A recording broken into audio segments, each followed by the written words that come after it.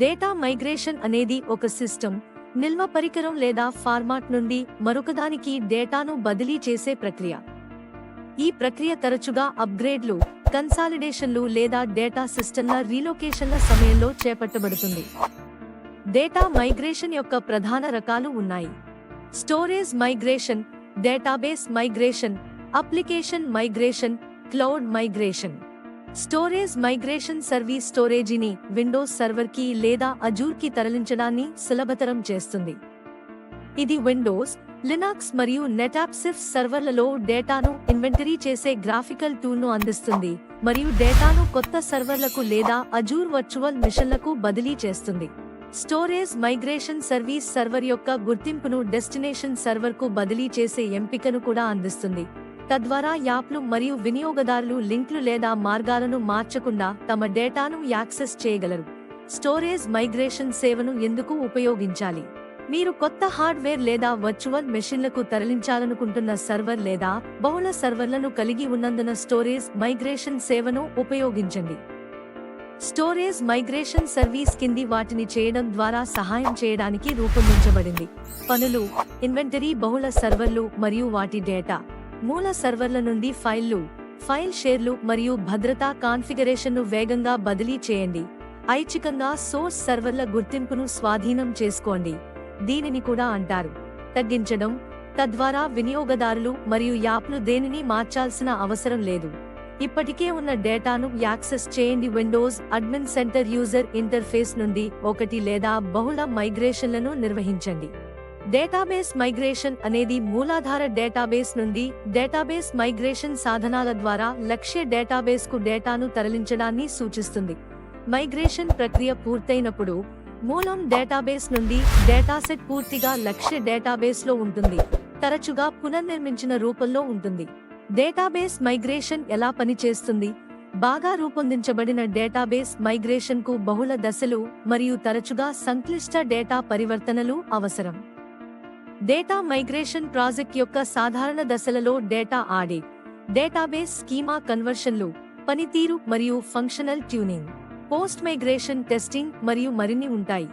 వ్యాపారాలు సాధారణంగా ప్రాజెక్ట్ క్లిష్టమైన డేటా లేదా అప్లికేషన్లను హోస్ట్ చేసే డేటాబేస్లను మైగ్రేట్ చేస్తాయి. దీనికి పూర్తి డౌన్ టైమ్ మరియు డేటా లాస్ ప్రివెన్షన్ మెథడాలజీలు అవసరం. డేటా సవరణలను గుర్తించండి. డేటా మైగ్రేషన్ కు ప్రాజెక్ట్ను ప్రారంభ వ్యూహరచన నుండి అసలు మైగ్రేషన్ మరియు పోస్ట్ మైగ్రేషన్ టెస్టింగ్ వరకు క్రమబద్ధీకరించడానికి గణనీయమైన సమయం మరియు బృందం కృషి అవసరం.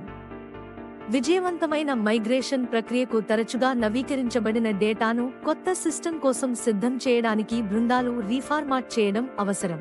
కంపెనీలు 3 ప్రాథమిక మార్గాల్లో డేటాబేస్ మైగ్రేషన్ను సంప్రదించవచ్చు. అప్లికేషన్ మైగ్రేషన్ అంటే ఏమిటి?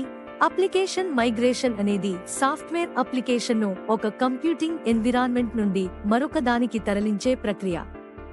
ఉదాహరణకు, మీరు అప్లికేషన్ను ఒక డేటా సెంటర్ నుండి మరొకదానికి, ఆన్-ప్రాంగణ సర్వర్ నుండి క్లౌడ్ ప్రొవైడర్ వాతావరణానికి లేదా పబ్లిక్ క్లౌడ్ నుండి ప్రైవేట్ క్లౌడ్ ఎన్విరాన్మెంట్కి మార్చవచ్చు. అప్లికేషన్ మైగ్రేషన్ వినియోగ కేసులను మార్చడం. మునుపటి సంవత్సరాలలో సంస్థలు క్లౌడ్ ప్రొవైడర్లు అందించే సౌలభ్యం, స్కేలబిలిటీ లేదా ఊహాజనిత చెల్లింపుయాజుగో ఖర్చు నిర్మాణాన్ని కోరుకున్నందున తరచుగా క్లౌడ్కి అప్లికేషన్లను తరలించడానికి ప్రయత్నిస్తాయి. అయితే నేడు ఎంటర్ప్రైజెస్ కూడా ఆవిష్కరణలను ప్రారంభించే వాతావరణాలను కోరుతున్నాయి. అప్లికేషన్ మైగ్రేషన్, క్లౌడ్ టెక్నాలజీలు క్రింది ఎంపికలను సాధ్యం చేస్తాయి: ఐటీ ఖర్చులను తగ్గించడం, ఎన్విజన్ గ్రోత్, ప్రయోగం చేయడానికి, కొత్త ఆలోచనలను పరీక్షించడానికి మరియు వేగంగా విఫలం. లోతైన అభ్యాస అల్గారిథంలను శక్తివంతం చేయడానికి అవసరమైన అధిక పనితీరుగల ప్రాసెసర్లకు ప్రాప్యత.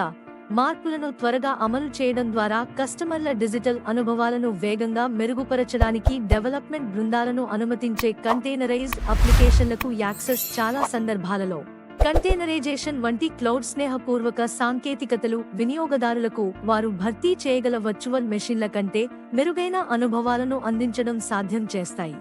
క్లౌడ్ మైగ్రేషన్ అనేది ఒక ప్రదేశం నుండి అప్లికేషన్లు మరియు డేటాను తరలించే ప్రక్రియ. తరచుగా కంపెనీ యొక్క ప్రైవేట్, ఆన్-సైట్, ఆన్-ప్రాంగణంలో సర్వర్లను పబ్లిక్ క్లౌడ్ ప్రొవైడర్ యొక్క సర్వర్లకు, కానీ వివిధ క్లౌడ్ల మధ్య కూడా తరలించడం. ప్రధాన క్లౌడ్ మైగ్రేషన్ ప్రయోజనాలు ఐటీ ఖర్చులను తగ్గించడం మరియు పనితీరును మెరుగుపరచడం. అయితే భద్రత, సౌలభ్యం మరియు ఇతర ప్రయోజనాలు కూడా ఉన్నాయి. మైగ్రేషన్ యొక్క ప్రధాన రకాలు: సాధారణ ప్రయోజనాలు మరియు సవాళ్లు, అప్లికేషన్లు మరియు డేటాను క్లౌడ్కి ఎలా తరలించాలి, మరియు 3 ప్రధాన మేనేజ్ సర్వీస్ మోడళ్లు. లాయస్, సాస్ మరియు పాస్ గురించి మరింత తెలుసుకోవడానికి చదువుతూ ఉండండి.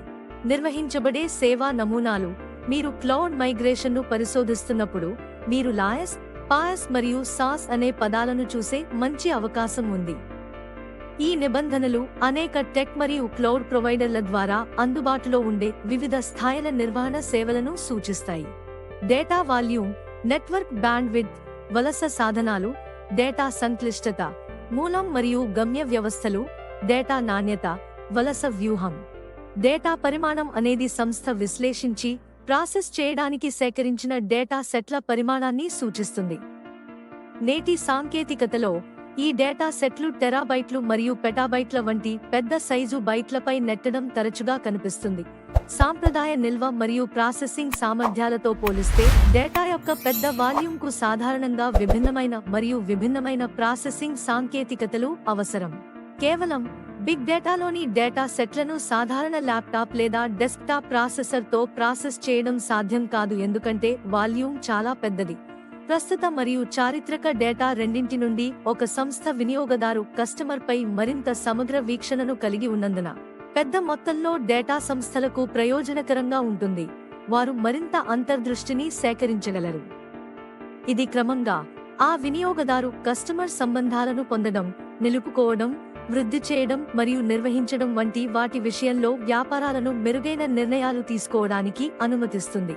అధిక వేగం, అధిక వాల్యూమ్ మరియు అధిక వైవిధ్యం ఉన్న డేటా తప్పనిసరిగా నిర్ణయాల కోసం లోతైన సమాచారాన్ని బహిర్గతం చేయడానికి విశ్లేషణలు మరియు అల్గారిథంల వంటి అధునాతన సాధనాలతో ప్రాసెస్ చేయబడాలి. నెట్వర్క్ బ్యాండ్విడ్త్ అనేది ఒక నిర్దిష్ట సమయంలో నెట్వర్క్ కనెక్షన్ ద్వారా డేటాను ప్రసారం చేయడానికి వైర్డు లేదా వైర్లెస్ కమ్యూనికేషన్స్ లింక్ యొక్క గరిష్ట సామర్థ్యాన్ని సూచించే కొలత. సాధారణంగా బ్యాండ్విడ్త్ 1 సెకనులో ప్రసారం చేయగల బిట్లు, కిలోబిట్లు, మెగాబిట్లు లేదా గిగాబిట్ల సంఖ్యలో సూచించబడుతుంది.